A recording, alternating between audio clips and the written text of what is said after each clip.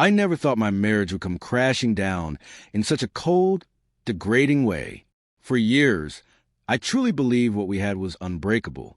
We had built a life side by side, a house we made into a home, a son we both cherished, and endless plans for the years ahead. But looking back now, I realize the fractures had been appearing long before everything finally fell apart. It began subtly, late nights at the office she claimed were tied to meetings, and I wanted to trust her.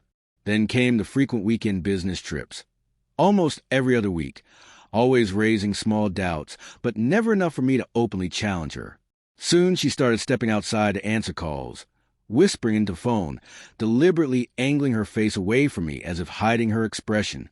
Whenever I asked if something was wrong, if there was something she wasn't telling me, she would lash out defensively, accusing me of being paranoid. A part of me wanted to believe her excuses. I kept telling myself she was simply overwhelmed at work, that maybe I was imagining things.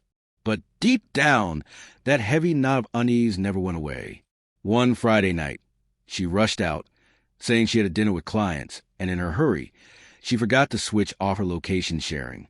I tried resisting the urge to check, but eventually curiosity, or maybe dread, took over. When I opened the app and saw her pinned at a hotel across town, my chest tightened, my pulse hammering so hard it stole my breath. I sat frozen for nearly 20 minutes, tried to invent scenarios where this could mean something innocent. But deep down, I already knew. Unable to fight the need for answers, I drove there the entire way. I rehearsed excuses in my head, clinging some fragile hope that this wasn't what it looked like. Yet a quiet, undeniable part of me already understood the truth. My hands trembled as I knocked on the hotel room door, feeling as though I was stepping off a cliff. When it opened, a man I vaguely recognized stood there. He wore a shirt I remembered because she had once bought it for a colleague's birthday. His eyes met mine, his expression flat and almost bored, and he said in a steady voice, "She's with me now." Then she appeared behind him, not even bothering to look ashamed. Her face was empty, cold, dismissive, and something inside me shattered. In that moment, I didn't scream, beg, or demand answers. I simply turned away, fully aware that whatever we once had was gone forever. The days that followed were a haze of sleepless nights, and an ache I couldn't put into words.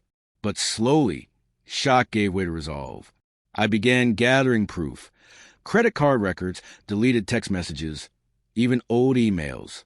I made copies of everything like I was preparing weapons for battle. Once I had enough, I hired a seasoned divorce lawyer, one who specialized in cases like mine.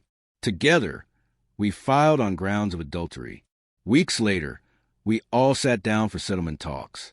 She arrived with him, walking in as though they had already won, as if they were collecting a prize.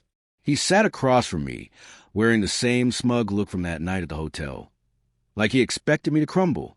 But then something shifted. Her lawyer entered with polished confidence. Crisp suit, calm demeanor, the look of a man who had walked into 100 negotiations expecting victory. But when his eyes met mine, I saw the color drain from his face.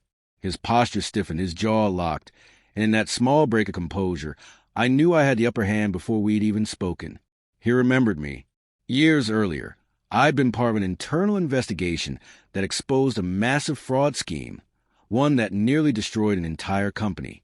He had been a junior counsel back then, just starting out, and the fallout had nearly ended his career before it began. My role in uncovering the truth had left a mark he clearly hadn't forgotten. Seeing me there reminded him that I wasn't someone who could be intimidated or silenced. From that moment, the tone of the meeting completely changed. Their aggression vanished, replaced with offers of quick resolutions and quiet settlements. But I wasn't there for a quiet end. My lawyer and I held firm. Every time they pushed for a compromise, we stood our ground. This wasn't about money or property anymore. It was about principle, my son's well-being, and reclaiming my dignity. When the judgment was finally handed down, it felt like coming up for air after years underwater.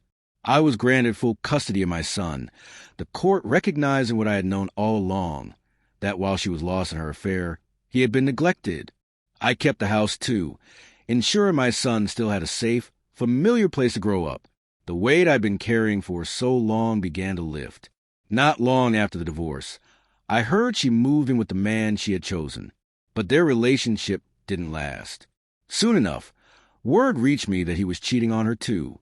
She was forced to taste the same betrayal she had once served me. It was strange hearing it. Part of me felt vindicated, another part simply exhausted. Even now, some nights when the house is still and my son is asleep, my mind drifts back to that hotel hallway. I can still feel the pounding in my chest, the bitter taste of dread, as I realize our life together was already over.